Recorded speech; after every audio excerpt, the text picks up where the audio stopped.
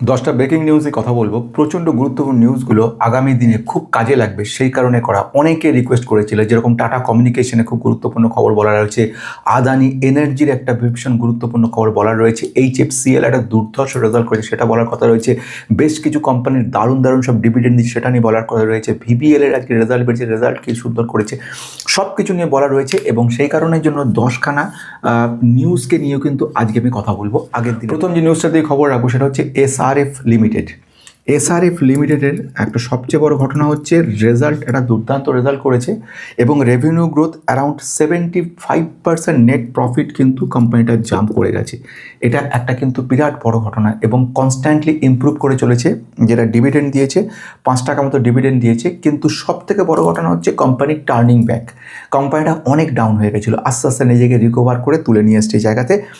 Cash generation করছে খুব সুন্দরভাবে, মানে ক্যাশ ফ্লো স্টেটমেন্টে যদি একটু ভালো নজর দাও তাহলে বুঝতে পারবে। এবং আরেকটা ব্যাপার দেখতে পাচ্ছি, কোম্পানির মধ্যে একটা বিজনেসটা কিন্তু খুব সুন্দরভাবে গ্রো করাচ্ছে, যেটা একটা কিন্তু positive. This video is only for education purpose, no buy sell recommend for investing, please consult yourself for your adviser, past year and current guarantee, future পারফরমেন্সের। সব থেকে গুরুত্বপূর্ণ পয়েন্ট যেটা বলা রয়েছে সেটা হচ্ছে বেশ কিছু কোম্পানি, 10খানা অলমোস্ট কোম্পানির নাম বলবো, বেশ কিছু বিষয়কে নিয়ে কথা বলা রয়েছে। আসা যাক ফটাফট করে সেকেন্ড কোম্পানির দিকে, যেটা খুব জানা জরুরি। সেই কোম্পানিটি BPCL কিন্তু এবারে আমাদেরকে খুব হতাশ করে দিয়েছে, কারণ নেট প্রফিট অনেকটা পড়ে গেছে। এবং সে পড়ার কারণ যেটা ম্যানেজমেন্ট থেকে বলছে সেটা হচ্ছে খুব ইম্পর্ট্যান্ট পয়েন্ট। সেখানে বলছে ক্রুড অয়েলের একটা ইম্প্যাক্ট পড়েছে, প্রচুর লস করতে হচ্ছে কোম্পানিকে। এবং এক্স্যাক্ট লসের ফিগার যদি বলি, প্রায় 3,962 কোটি টাকা মতো কিন্তু ওদের এবারে লস হয়েছে। গতবারে যেটা ওদের কি প্রফিট ছিল সেটা কিন্তু লসে চলে এসছে ব্যাপার। কিন্তু কোম্পানিটার দিক থেকে যেটা দরকার সেটা হচ্ছে 17 টাকা 50 পয়সা কিন্তু ডিভিডেন্ড দিয়েছে কোম্পানি পার শেয়ারে, কিন্তু এটা বলা হচ্ছে। এটা একটা অফকোর্স পজিটিভ ব্যাপার এবং ফিউচারে এই কোম্পানিটা একটা পজিটিভিটি নিয়ে আসবে। নিশ্চয়ই তোমাদের মনে রয়েছে একটা সময় কিন্তু BPCL প্রাইভেটাইজেশন করার দিকে কথাবার্তা চলে যায়, সে সময় কিন্তু বিরাট বড় একটা জাম্প হয়েছিল। 16, 17, 18 সালের কাছাকাছি এই সময় দিয়ে দেখা গেছিলো ঘটনাটা। তারপরে আবার দেখা গেল গভর্নমেন্টের মতিগতি পাল্টালো, সঙ্গে সঙ্গে আবার শেয়ারটা নিজের মতো পতন ঘটলো। চলে আসছি থার্ডলিও যে কথাটা বলা সেটা হচ্ছে আদানি গ্রিনকে নিয়ে কথা বলা রয়েছে। আদানি গ্রিন কিন্তু আমাদেরকে একটা খুব সুন্দর ধরনের রেজাল্ট দিয়েছে। আদানি গ্রিন কিশোর কাছে রিনিউয়েবল এনার্জি সেক্টরের একটা দুরন্ত কোম্পানি। কিন্তু কোম্পানি আদানি, যে সব কোম্পানির একই রোগ রয়েছে, সেটা হচ্ছে প্রত্যেকটা কোম্পানি ঋণ নিয়ে পুরো কাজ করে, ম্যাক্সিমামটা ঋণের উপরে কোম্পানি দাঁড়িয়ে রয়েছে। এই মুহূর্তে আদানি গ্রিনের যে পজিটিভ খবরটা রয়েছে সেটা বলবো, সেটা নেট প্রফিট এদের কিন্তু জাম্প করেছে, প্রায় 19%-এর মতো কিন্তু নেট প্রফিট জাম্প করে গেছে। এবং রেভিনিউ গ্রোথও কিন্তু খুব সুন্দর জায়গায় রয়েছে, প্রায় 983 কোটি টাকা মতো কিন্তু এবারে নেট প্রফিট আমরা দেখলাম। রেভিনিউ গ্রোথও খুব ভালো জায়গায় রয়েছে, প্রায় 16% রেভিনিউ গ্রোথ কিন্তু কোম্পানিটার হয়েছে।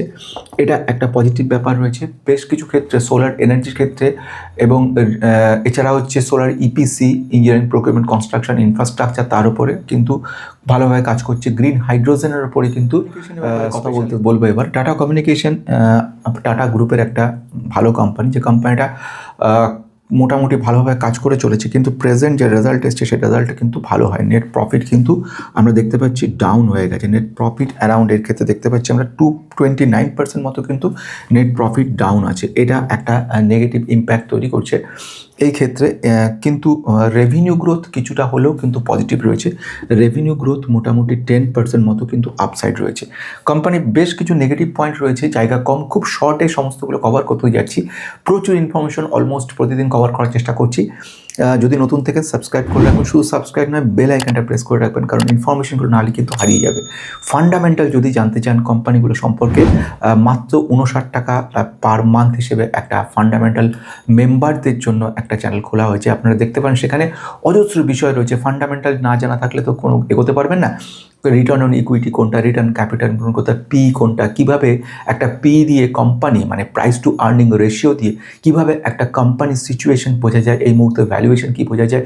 শুধু পি দেখলে হবে না, পিজি দেখতে হবে, তার গ্রোথকেও সঙ্গে নিতে হবে। তাহলে পিজি কত হলে অপটিমাম হয়? শুধু পি দেখলাম, পিজি দেখলাম আর কিছু দেখলাম তা কিন্তু না, ডেপ্ট ইকুইটি রেশিও দেখতে হবে। শুধু সেটা দেখলাম তা না, ব্যাংকিং স্টকদের জন্য স্পেশালি কম যেগুলো রয়েছে ক্যাপিটাল অ্যাডিকুয়েসি রেশিও, সেগুলো জানতে হবে, কারের টোটাল ব্যাপারটা বুঝতে হবে। শুধু সেখানে এখানে নয়, gross NPA, net NPA, এনআইআই, NIM, সব বিভিন্ন বিষয়গুলো যেগুলো সবসময় দরকার পড়ে সাধারণদের, যারা একদম নতুন এই বাজারে রয়েছে তাদের জন্য, যারা সবে ঢুকেছে কমাস হচ্ছে তাদের জন্য খুব উপকারী লাগবে।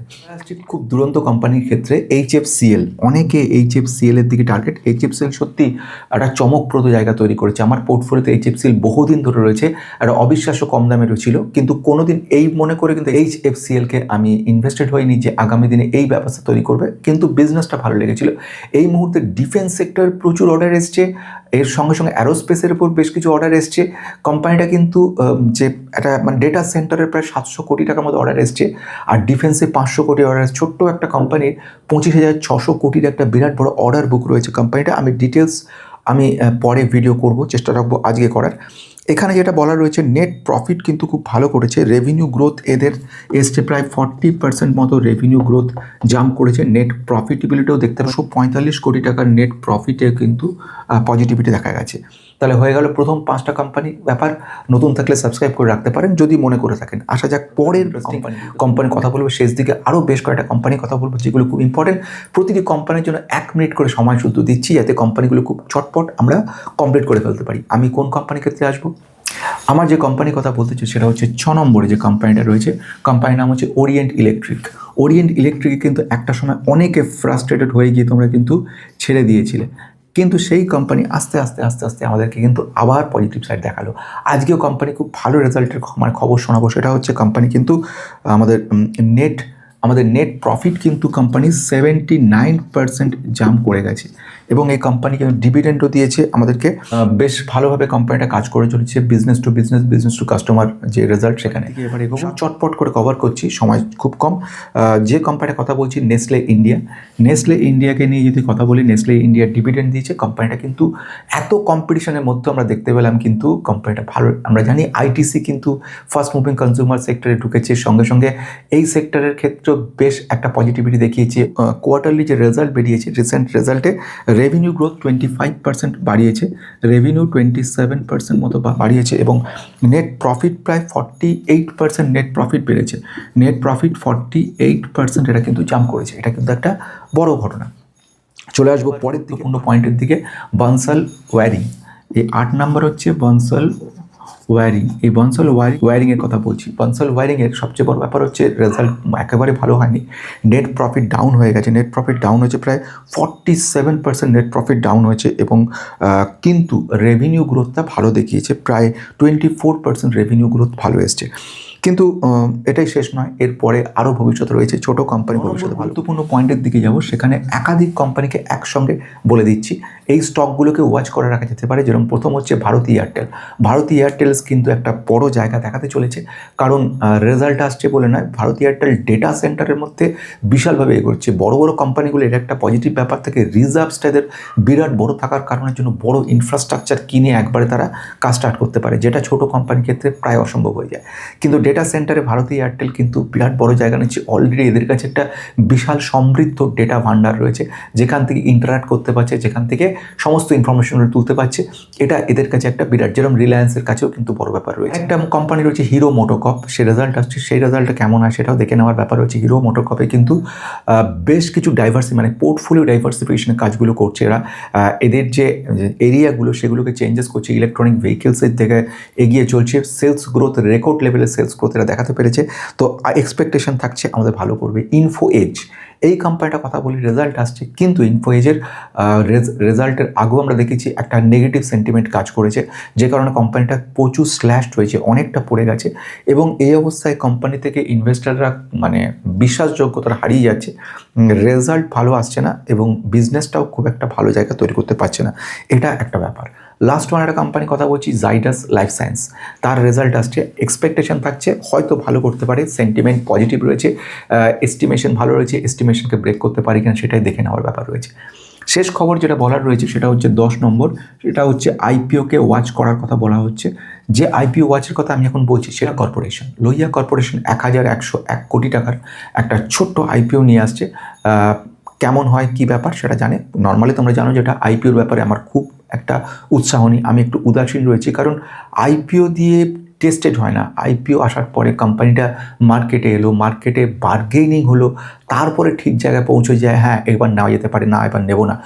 আগের থেকে কখনো এভাবে তুম করে কেনাটা উচিত না। চলুক, রিসেন্টলি তোমরা নিশ্চয়ই খবর শুনেছো যে মিউচুয়াল ফান্ড, এসবিআই মিউচুয়াল ফান্ডের আইপিও এসছে। আমি কিন্তু কোনো মতে কম বেশি কোনো আইপিওতে পার্টিসিপেট করি না, কারণ অলরেডি এসবিআই এএমসি কী হয়েছে অলরেডি আমরা দেখেছি। এই ক্ষেত্রে যে সমস্ত এএমসিগুলো এসেছিলো, নিপ্পন ইন্ডিয়া এএমসি, এইচডিএফসির এএমসি, তারপরে আমরা দেখেছি UTI AMC. UTI AMC almost finish, প্রথম দিন থেকে এনলিস্ট হওয়ার পর থেকে আজ পর্যন্ত পুরোপুরি শেষ। এই কোম্পানিটা যেদিন ইনফ্যাক্ট প্রথম যেদিন এন্ট্রি করেছিল মার্কেটে, মানে যাকে আমি বলবো আইপিওর সময় যে সময় প্রাইস, তাই প্রাইস থেকে নিচে পড়ে গেছে। তাহলে কী অবস্থা। সেকেন্ড ওয়ান এসবিআই কার্ড যেটা নিয়ে এসেছিলো ওরা, আজ তার হাল কোথায় রয়েছে। ইভেন লিস্টেড যে প্রাইস, লিস্টেড প্রাইস থেকে অনেক পড়ে গেছে। ইভেন যে যারা সেই সময় কি আইপিওতে অ্যাপ্লাই করেছে তাদের যে প্রাইস, তার থেকে পড়ে গেছে। বোঝা যাচ্ছে কতটা খারাপ হাল রয়েছে। এই অবস্থায় নতুন করে আমার মনে হয় না খুব বিরাট কিছু লাভ হবে এসবিআই এএমসি আইপিও, যে কারণের জন্য আইপিওতে আমি ইনফ্যাক্ট অফ থাকি। আজকের মতো শেষ হলো, তোমাদের কেমন লাগলো জানাবে। এই ধরনের অনেকে আমাকে বলেছিলে, রিকোয়েস্ট করেছে, সেই কারণের জন্য আজকে বেশ কিছু মানে গুরুত্বপূর্ণ ইনফরমেশন নিয়ে ভিডিওটা রয়েছে।